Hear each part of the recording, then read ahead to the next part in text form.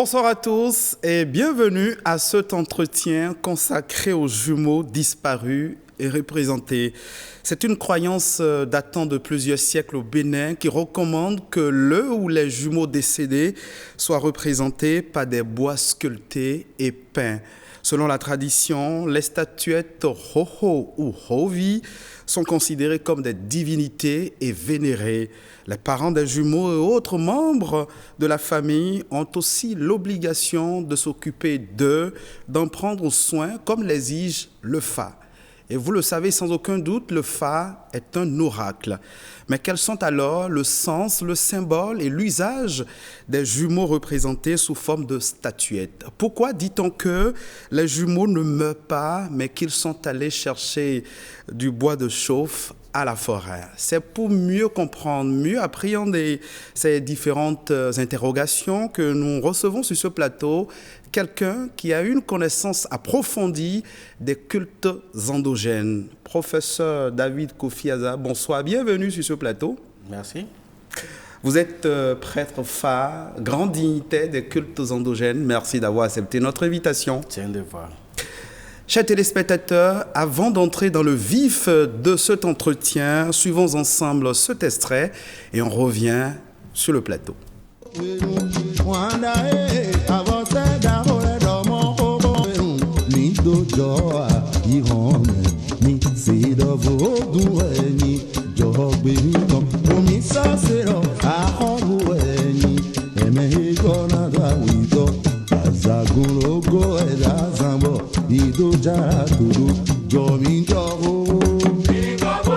Hoho kabli koji hoho de kpeleboji oui fi diba sisi do keme fi diba sisi de kodo boya boya finyon fi nukum finon nukum mayon fi de was finon sisi nukume asinyi mazimba muli no klen rentele renwen bade mazimba muli no klen rentele renwen bodu makanu gomenukun bo gobli gede awada makanu za hwi akpari makpari ran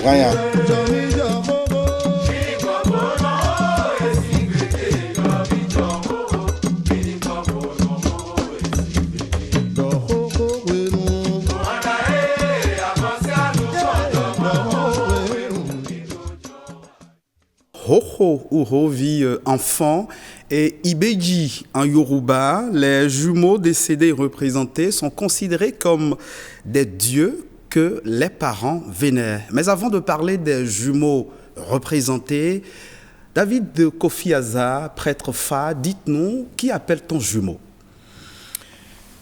Jumeau, c'est un nom générique qui symbolise en fait plusieurs phénomènes. On appelle ça phénomène parce qu'une grossesse, en principe, devrait générer un enfant. Quand ça génère 2, 3 ou voire même 4, on suppose que la main de Dieu a pris par là autant de fois que d'enfants. Et un enfant qui doit naître normalement doit suivre un processus. Et à la naissance, il doit pouvoir regarder là où il va et sortir par la tête. D'une autre manière est considéré comme également un phénomène, donc un jumeau. Je m'explique. En dehors du fait qu'un enfant qui est né ou des enfants qui sont nés double, triple ou quadruple sont considérés comme des jumeaux, il y a d'autres phénomènes qui sont également considérés comme des jumeaux. Lesquels? Souvent beaucoup ne le savent pas.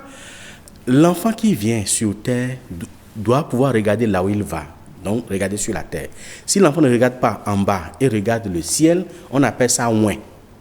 Et là aussi, c'est un jumeau. Et il reçoit même gloire et même adoration que les autres. L'enfant qui doit sortir par la tête.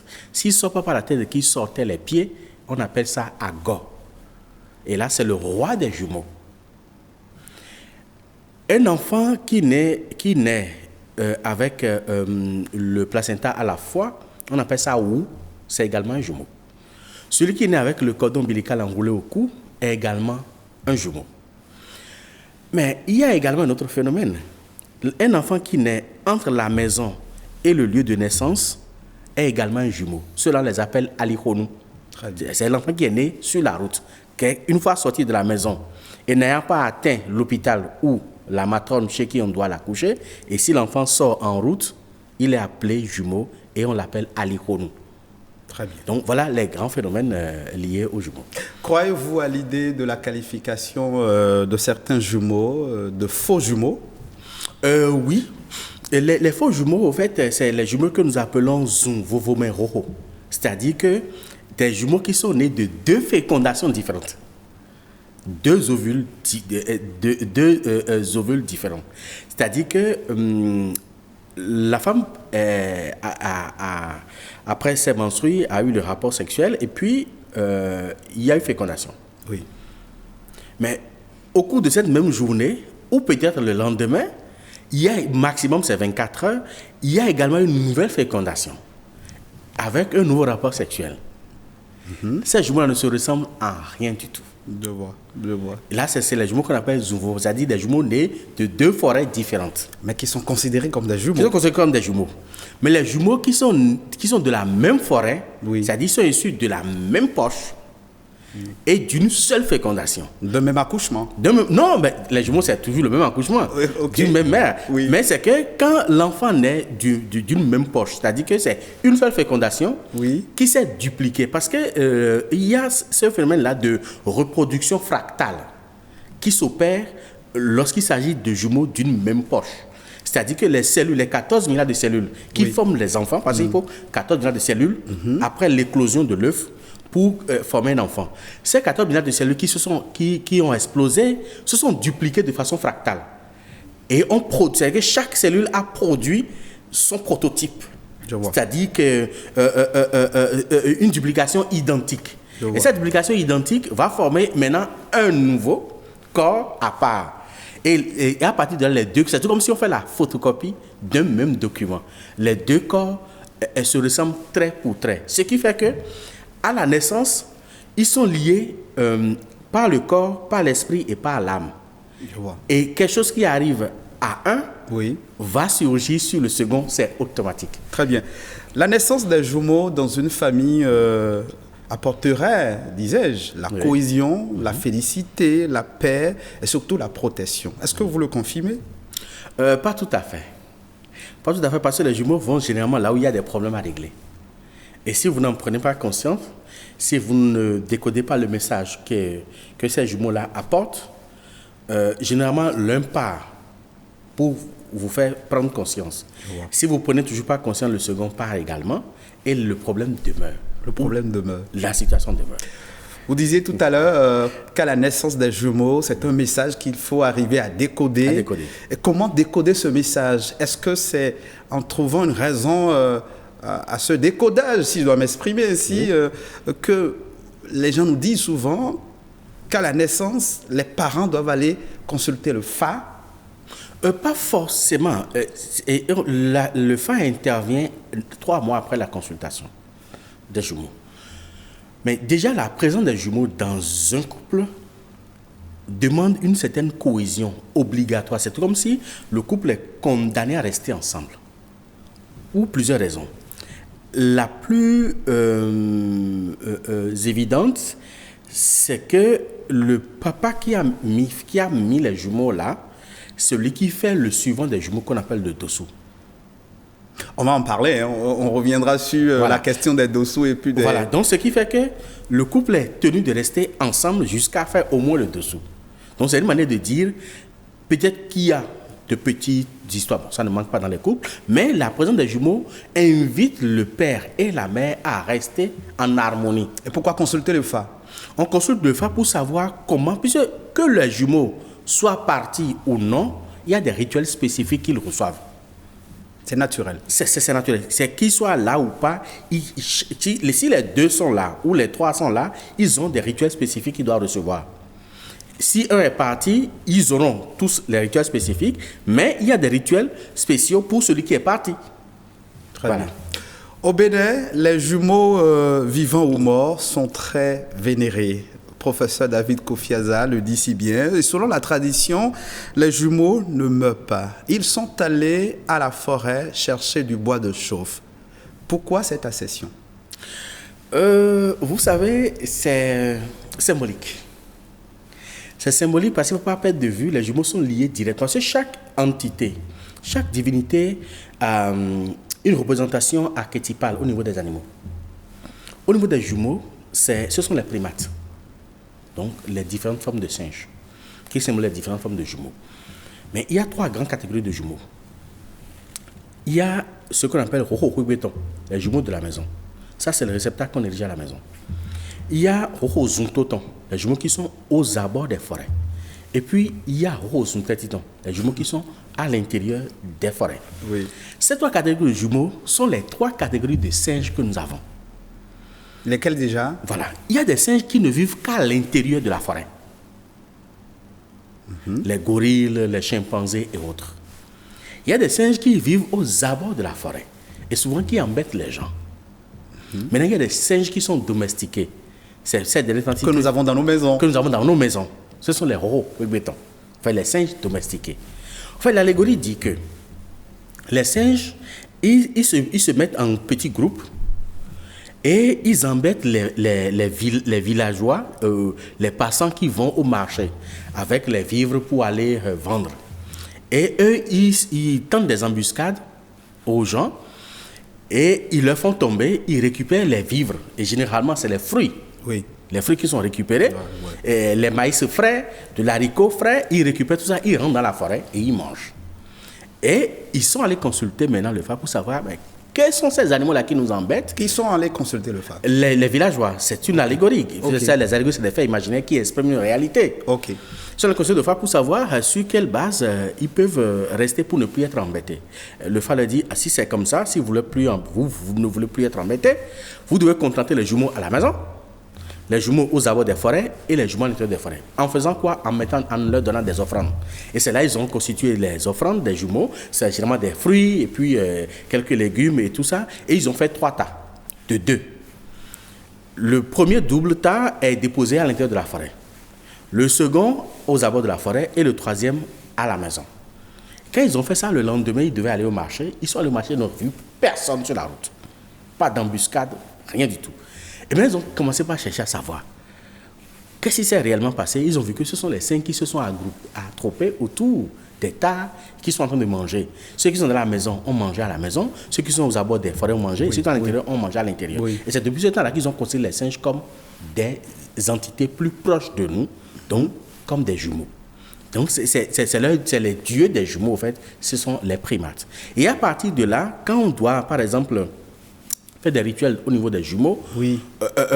On fait toujours allusion au singe. C'est pour ça qu'on dit généralement que le singe ne peut pas te taper dans la forêt pour que tu viennes t'en prendre maintenant la maman des jumeaux à la maison. C'est-à-dire, c'est une manière de dire que ce n'est pas elle en réalité, mais ce sont les jumeaux qui t'ont tapé. En langue, on dit quoi déjà? Très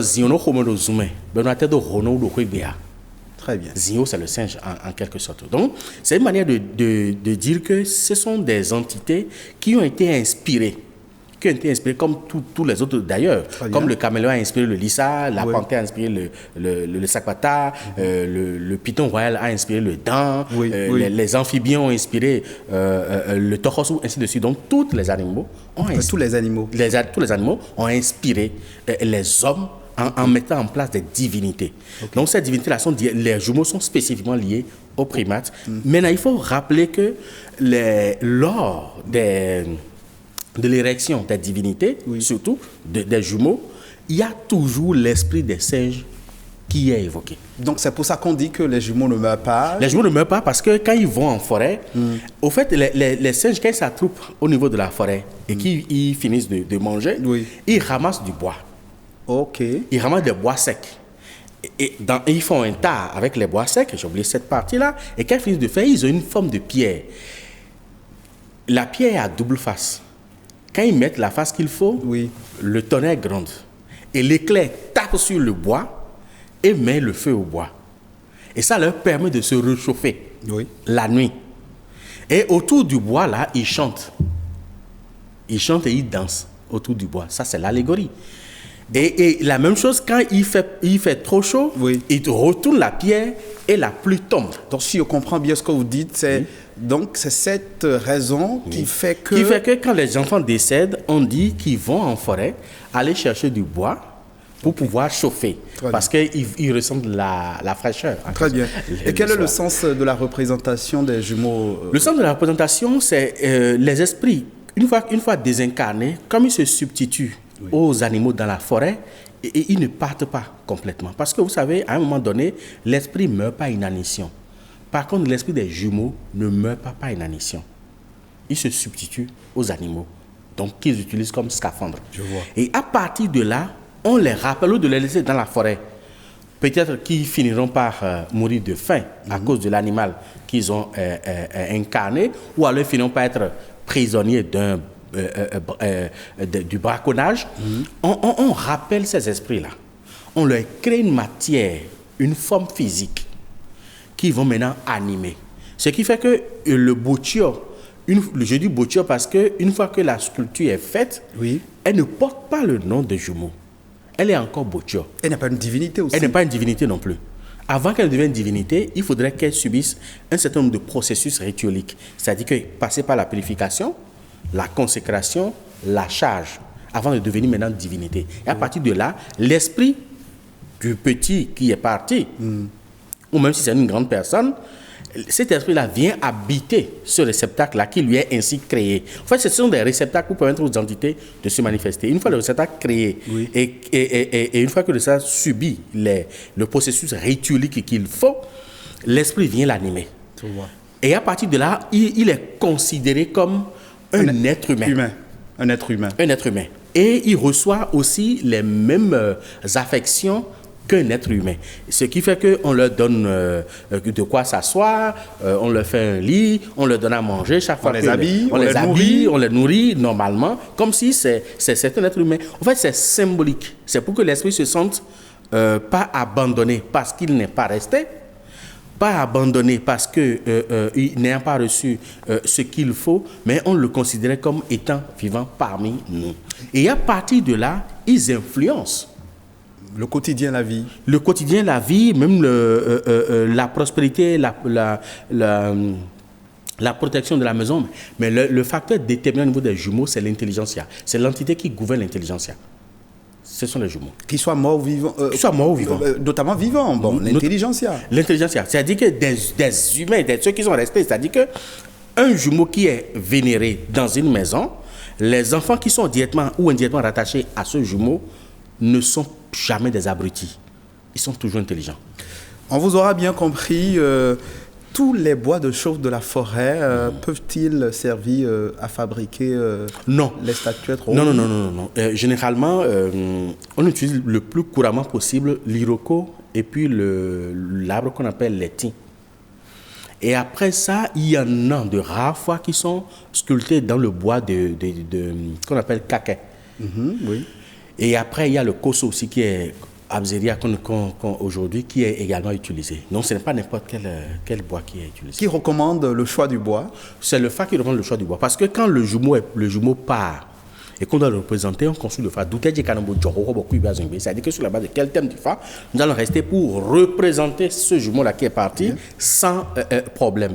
Et là, c'est lors de cette consultation-là qu'on lui demande dans quel bois tu veux être représenté. Je vois. Et là, à partir de là, on a la précision sur le bois. Et c'est cette précision-là qu'on apporte au sculpteur. Et lui va chercher le bois correspondant pour pouvoir le faire. Le seul bois qui vibre et qui vit, même s'il ne reçoit pas une consécration et une charge, c'est l'iroko. Ouais. C'est le seul. C'est pourquoi on dit que l'iroko est quoi? L'iroko coucou vaudou, bel étant vaudou. Même mort, il est vénéré. Vivant, il est également vénéré. David Kofi Aza, dites-nous, la représentation des jumeaux est-elle un acte d'idolâtrie ou de réincarnation des âmes des jumeaux disparus? Idolâtrie, ce mot-là que le blanc a inventé, je ne sais pas quel sens il donne à ce mot.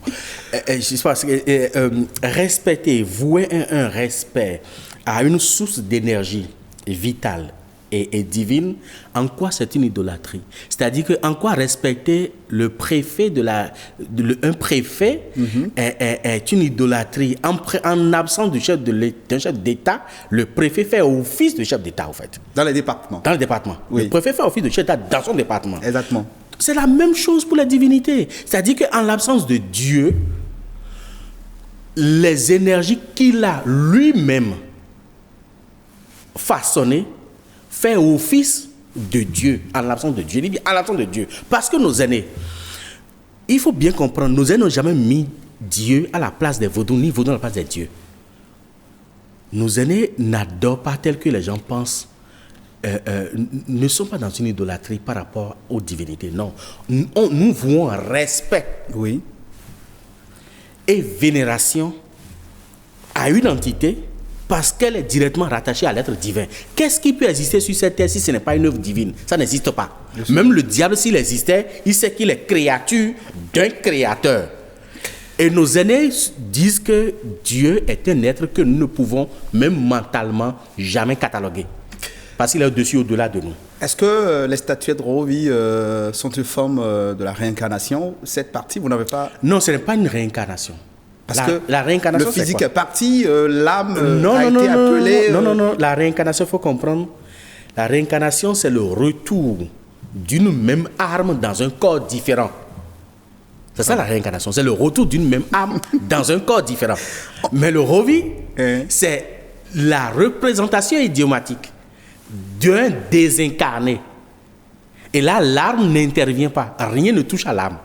L'âme n'est pas connectée à notre sphère. Donc, il n'y a pas une science qui peut étudier l'âme. Ça n'existe pas. Ni spirituellement, ni physiquement, ni scientifiquement. Mais l'esprit, oui. Parce que l'âme est directement rattachée à ce que nous appelons l'anima mundi, qui est l'âme du monde, qui est l'âme de Dieu. Mais par contre, l'esprit est rattaché au spiritus mundi. Spiritus mundi, c'est l'esprit de Dieu. Et c'est cet esprit-là qui est au niveau de notre sphère, au niveau de notre système planétaire. Chers téléspectateurs, je vous rappelle que David Kofi Azaz est un prêtre phare, grand dignitaire des cultes endogènes au Bénin. Pour nous rafraîchir la mémoire, racontez-nous un peu rapidement la petite histoire liée à l'origine de la représentation des jumeaux. J'ai lu beaucoup de documents, on m'a dit que ça date de nos rois. Est-ce que c'est vrai? Pas une longue histoire. Non, pas une longue histoire. Mais il faut dire que ça ne date pas forcément de nos rois. Parce que nos rois les ont adoptés. Il y a quelque chose qu'il faut perdre de vue.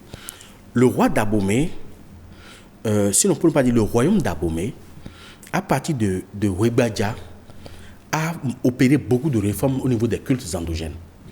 Les représentations des jumeaux se faisaient déjà dans la région de Ouida, avant l'avènement du roi Webadja, en 1645. Mais quand lui est arrivé, il a vu que toutes les divinités qu'on avait, le royaume n'avait aucune divinité en dehors de Tokyo Guédé. Je dis bien le royaume d'Abomey n'avait aucune divinité en dehors de Tokyo Guédé, qui était là, qui appartient au Haïnon, à Gboli, avant l'avènement des rois. Quand ils sont venus, ils sont plus civilisés au fait, c'est tout. Ils ont décidé d'accorder beaucoup plus d'importance à ces entités-là qui existaient déjà à leur origine, puisque tous les royaumes qu'on a eu en Afrique proviennent tous de l'Égypte antique, qui était l'endroit le plus civilisé à l'époque. Oui. Donc, ils ont décidé de façonner toutes les divinités qu'ils rencontrent lors de leurs différentes expéditions militaires. Okay. C'est comme ça que Sakwata a été rapporté ici de chez les Nago. C'est pour ça que les Sakwata ici sont appelés Anagonu. Chaque divinité a une région démiurgique. Je vois. Sakwata, sa région démiurgique, c'est les Nago. Tokosu, sa région démiurgique, c'est la vallée de l'Ouémé. Rebeso, sa région démiurgique, c'est les Révé. C'est les Kweda. Et quand on prend dans sa région démiurgique, c'est les Maris. C'est pour ça que les Dansons sont appelés Marinou. Gou, sa région démiurgique, c'est Badagri. Ainsi de suite. Et les jumeaux, c'était la région de Ouida. À l'époque, c'était Kweda. Très bien. L'autre question que je voudrais vous poser, quand je vous entends, c'est à croire que les jumeaux sont au-dessus de toutes les divinités. Les jumeaux ne sont pas au-dessus de toutes les divinités, mais les jumeaux sont capables d'assujettir toutes les divinités. Ils ne sont pas au-dessus des divinités. Okay. Parce que les divinités ont une hiérarchie bien propre.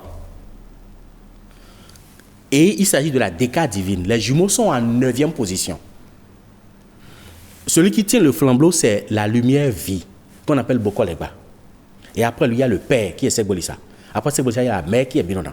Et c'est qu'après ça, c'est la triade supérieure. Il y a les 4 éléments, Sakwata qui suit, Torosu qui suit, Dan qui suit, Rebeso qui fait au niveau des 4 éléments. Et la triade inférieure, il y a Gou, il y a les jumeaux, et puis il y a les Tokyo. Donc, les jumeaux sont en 9e position au niveau de la décade divine. Mais quand vous allez chez n'importe quelle divinité et que vous avez des soucis avec des jumeaux, ils apparaissent là. Et vous allez commencer par voir clan chaque fois. Okay. Et on vous renvoie maintenant aux jumeaux. J'ai beaucoup d'autres questions à David Kofi Azar. Quels risques coûtons à ne pas vénérer ou à ne pas prendre soin des jumeaux représentés quand on est mère de jumeaux, parents Si vous n'êtes pas de cette obédience, il n'y a pas de souci. Je dis cette obédience parce que ce n'est pas tous ceux qui vivent sur notre sol qui appartiennent à nos réalités. Oui. Si vous n'appartenez pas à nos réalités, il n'y a pas de souci. Les jumeaux sont nés un peu partout sur la planète. Ils ne font pas tous leur cérémonie. Oui. Il y a des peuplades qui ont adopté des rituels spécifiques pour ça, mais pas tout le monde. Au Bénin, si vous appartenez à un égrégore, à une obédience qui vous un culte aux jumeaux et que vous avez la chance ou la malchance d'en fabriquer, il faut respecter. Si vous ne le faites pas, c'est que l'égrégore, déjà, vous frappe. L'esprit de ces jumeaux vous frappe. Et je vous dis, aucune prière ne peut vous enlever ça. Aucune prière. Professeur David Kofi Azar, c'est vérifié? C'est vérifié. Vous savez, je suis à un carrefour. Que représente le haricot rouge préparé et offert aux jumeaux décédés? Le haricot rouge, au niveau de la tradition, est ce qui est spécifique aux désincarnés. Ce n'est pas spécifique aux jumeaux. Quand vous allez chez les clitors, au niveau des assins et tout ça, c'est toujours le haricot rouge. Donc c'est parce que les jumeaux sont considérés comme des désincarnés qu'on leur offre le haricot rouge. Je vois. Ce n'est pas en tant que jumeaux forcément, mais en tant qu'esprit désincarné qu'on leur offre ça. L'autre question que je voudrais poser juste après, en parlant du haricot rouge, pourquoi donnons aux statuettes Rovi et des biscuits, de la sucrerie? Expliquez-nous un peu. Parce que majoritairement, beaucoup de jumeaux sont morts à bas âge. Ou alors, ils sont issus de fausses couches. Donc, ils sont considérés comme des bébés, des enfants. Et chez nous, pour dompter les enfants, il faut leur donner de bonbons, il faut leur donner de biscuits, il faut leur donner de ci ou de ça. C'est tout. C'est pas sacré? Non, pas du tout. Dans d'autres pays, ce serait autre chose qu'on allait leur donner. C'est parce que nous avons adopté ça ici. Le problème fondamental, c'est quoi? C'est l'énergie vitale. En fait, c'est tout ce qu'on cherche là, c'est l'énergie vitale. Vous déposez le biscuit sur le jumeau ou à côté de la statuette. Quelques secondes après, vous l'enlevez, l'énergie vitale n'y est plus. Même si vous mangez de coque vide, au fait, quoi. L'énergie vitale n'est plus arrivée. L'énergie, la divinité a besoin de puiser l'énergie vitale. Ah, ok. Quand il puise l'énergie vitale, le reste, on peut en faire ce qu'on veut. Très bien. Voilà. Que diriez-vous à toutes les femmes qui nous suivent, elles qui incarnent la puissance matricielle? Bon, ce que je veux leur dire, vous savez, c'est pas pour rien. Parce que ce sont les femmes qui donnent naissance. Ce sont les femmes qui donnent, c'est pas pour rien que la femme porte le nom de mère de Dieu. C'est pas pour rien. Ce que je vais leur dire, si vous êtes marié dans une famille où les jumeaux sont vénérés et que vous faites les jumeaux, il faut prendre les dispositions pour les honorer. Et ce qui fait également qu'on proscrit, ou la tradition proscrit l'avortement par exemple, c'est qu'au cours de l'avortement, ça peut être une grossesse de jumeaux. Et quand vous enlevez ça et que vous ne prenez pas les dispositions pour vérifier si c'était un jumeau ou pas, vous êtes frappé par Torosso, vous êtes frappé par les jumeaux. Parce que les jumeaux vont commencer par vous persécuter. Et généralement, ça agit sur l'enfant qui les suit. C'est pour ça que je rappelle que les jumeaux gouvernent l'intelligentsia. Ça agit sur l'enfant qui les suit. Et quand les jumeaux viennent, soit par fausse couche, ou par naissance, ou par mort-né, et que vous ne prenez pas de décision pour les honorer, l'enfant qui suit, quand il va commencer par grandir, commence par poser des actes anormaux. Commence par avoir des comportements qui sont inexplicables. David Kofi Azar, dites-nous pourquoi une femme ayant fait des jumeaux doit forcément concevoir et faire un autre geste. Est-ce que c'est obligatoire d'avoir son dessous ou son dossier? Bon, ça... si vous êtes encore en âge de procréer, c'est nécessaire de l'avoir. Pas obligatoire? C'est pas obligatoire. Si vous êtes encore en âge de procréer, c'est nécessaire d'avoir le dessous. Parce que, en réalité, c'est un portail qu'on ouvre. qui normalement était fermée. C'est-à-dire que l'enfant qui vient au monde vient avec une âme. Si la grossesse est double et que l'enfant survivait, ça veut dire que vous avez ouvert un autre portail de l'au-delà qu'il ne fallait pas. Donc, il faut que quelqu'un vienne refermer ce portail. Si un ne retourne pas pour refermer le portail, c'est qu'il faut fabriquer un autre et en venant, lui, il referme le portail. Et tant que le portail est ouvert, et papa et maman et les enfants sont menacés, en fait. Les parents risquent de partir? L'un des parents risque de partir par les fermer. Ce n'est pas du jeu, au fait. C'est notre tradition qui est conçue comme ça. Ailleurs, ça peut ne pas être la même chose. Très bien. Donc, il faut, c'est conseillé, si vous êtes encore en âge de procréer, c'est conseillé de le faire. Que pensez-vous des femmes que nous rencontrons un peu partout dans nos villes qui se promènent avec des jumeaux représentés à la demande de l'aumône, qui s'apparentent à de la mendicité? Je suis très peiné par rapport à ça. Quand je vois ça, je trouve qu'on traîne la tradition dans la boue. On traîne la tradition dans la boue parce que cela se fait seulement sur demande de la divinité. C'est-à-dire que c'est spécifique. Moi, je suis père de plusieurs jumeaux. Chaque année, j'organise pour que la femme porte ses enfants pour aller au marché. On les dépose à l'entrée du marché. Ils font ça parce que c'est un rituel.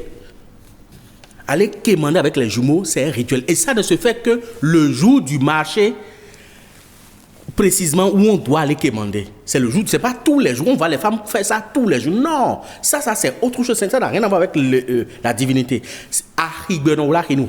C'est le jour du marché qu'on va quémander pour les jumeaux. Et quand on quémande, on ramène ça à la maison, on utilise ça comme offrande au réceptacle. Comme offrande au réceptacle. Et c'est fini, c'est un an après, ou peut-être 2 ans après, ou peut-être sur la demande des jumeaux eux-mêmes. Oui, mais tout ce qu'on voit là, moi je demande aux gens de décourager ça.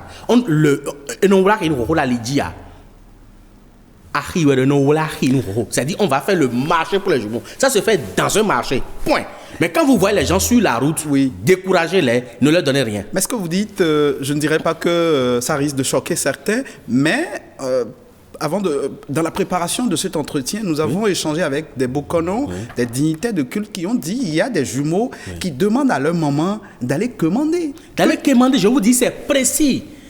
Ah, ok. C'est précis. On dit, c'est-à-dire qu'on va aller commander au marché.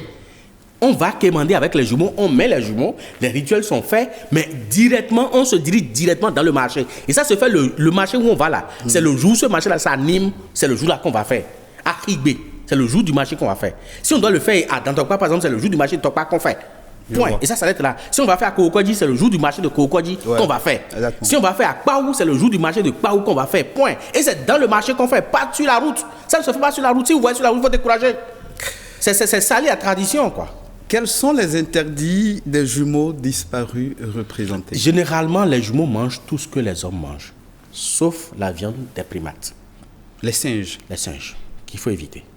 Très bien. Nous constatons qu'il y a des statuettes Rovi qui portent des cicatrices, d'autres non. Quelle est la signification qu'on donne à ça? Ces cicatrices sont raciales. C'est racial.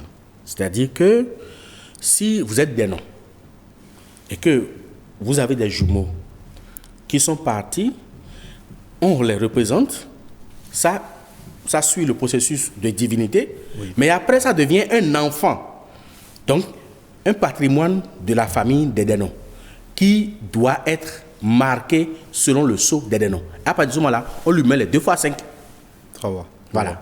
Maintenant, il y a des familles qui adoptent peut-être juste un trait sur la joue, ou bien c'est 2, ou bien c'est 2 au niveau des tempes. Là, c'est les Routonji, par exemple. On lui fait ça pour montrer qu'il est enfant à part entière de la maison. Et ça n'a rien à voir avec le processus rituelique des jumeaux. Ça, c'est purement rituel familial. Je vois. Donc, c'est lié au clan, en fait. Au Bénin, le culte des jumeaux fait partie des pratiques culturelles qui résistent encore au temps et aux âges. Je voudrais demander à David Kofi Aza, pensez-vous que cette tradition a la chance d'être pérennisée tant qu'il y aura la naissance des jumeaux? Cette tradition a toutes les chances d'être pérennisée. Parce qu'il faut poser la question à ceux qui l'ont négligé un instant, ils ont subi les revers. Donc, ça va continuer. Avant de vous arracher le mot de fin, peut-être comment on vénère les jumeaux représentés. Laissez-nous un goût de comment vous vénérez les jumeaux. Comment vous les invoquez, vous les implorez. Les jumeaux sont invoqués en chanson comme en panégyrique. Oui. En chanson, c'est déjà quoi? Oh, généralement, on dit Wana nundemi, Wana nundemi so suma wala hinwe, oh da tinji bodran fogaga, Wana nundemi tobosu, Wana nundemi. Et en panégyrique En panégyrique, généralement, on parle de rokable kochwe, rogbonoma jiwe, on vit le pas guidatenwe. Donc on veut tout donner fion no ma on sisi uma non sisi de kodo boya et do fio queen view a zin ton le ba kan vi au commande comme les filles et do bon obligé qu'on obligé David Kofi Aza, une tradition à perpétuer. Ben oui, c'est une tradition à perpétuer. Votre mot de fin? Ben, je vais juste, en tant que fils de jumeaux et puis père de jumeaux, je vais demander la grâce des jumeaux sur notre nation et puis permettre à ce qu'ils puissent illuminer davantage nos dirigeants pour mieux conduire les affaires de la nation et avec leur bénédiction qui est la paix sur notre nation et que ce que nous voyons autour de nous dans la sous-région, que cela ne vienne jamais au Bénin. Professeur David Kofi Aza, merci d'être venu nous éclairer, nous édifier sur les Hoho ou Rovi Kabikochwe. J'arrive que, chers téléspectateurs, vous pouvez revoir cet entretien sur le www.ortb.bj. Au plaisir de vous revoir une autre fois pour un autre numéro de l'entretien et avec le même plaisir.